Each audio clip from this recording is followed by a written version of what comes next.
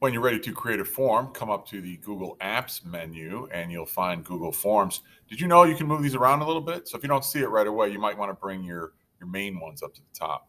So click on Forms. From the main menu of Google Forms, you can see your own recent forms displayed. You can filter it a little bit. You can change how the list is presented or sort it alphabetically or move its folder location. But for now, let's go down to the plus sign and we're going to create a new form. Here's a starting point for a new Google form. The file name in the top and the form title don't have to be the same, but they can be. You'll see down here that this is a defaulted question to a multiple choice type of question.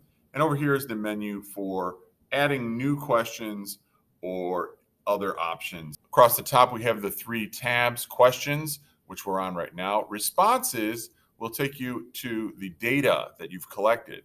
Here we have nothing because it's brand new.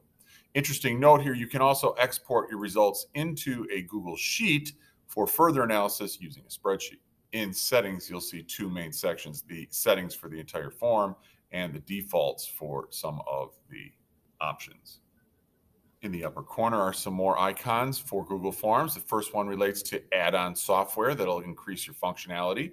The customized theme, where you can change colors and look. Here's the preview menu of whatever you're actually doing. It'll take you to a live version of it. The undo and redo. Here's send. Now, when we click send, we're going to get some options on how we can send this out. If you use the send option here, I would suggest just go to the link. We know this icon here.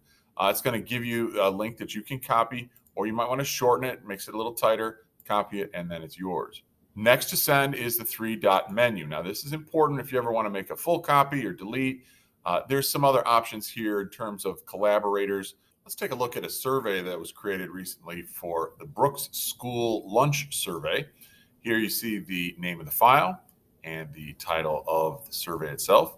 I was able to customize a imported image that I had created, and I have added some questions. First question is a drop-down option of a yes and no.